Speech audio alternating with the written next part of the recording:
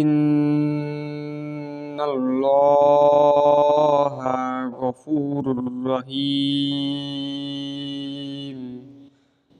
হরকতের বামে নুনে অথবা মিমের উপরে তাসজিদ থাকলে ওয়াজিব গুন্না করে পড়িতে হয়। এখানে হরকত এক জের এক জবর এক জের এক পেশকে হরকত বলে। এখানে এক জের তাহলে হরকতের বামে নুনের উপরে তাসজিদ তাহলে ওয়াজিব গুন্না করে পড়িতে হবে। ইন্নাল্লাহা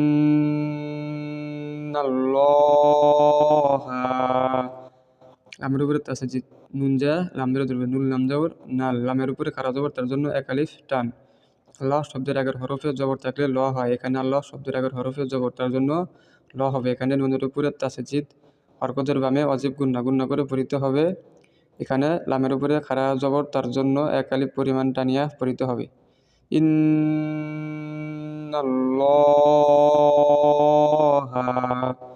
গফুরুর গইন জবর গ হাওয়া পেশ ফু গফু পেশের বাম পাশে যজমালা ওয়া মদের হরফ এক আলিফ টান।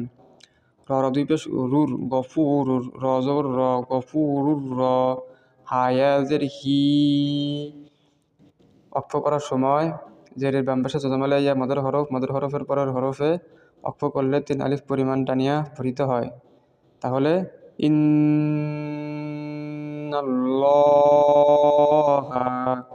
গফুরুর রহিম।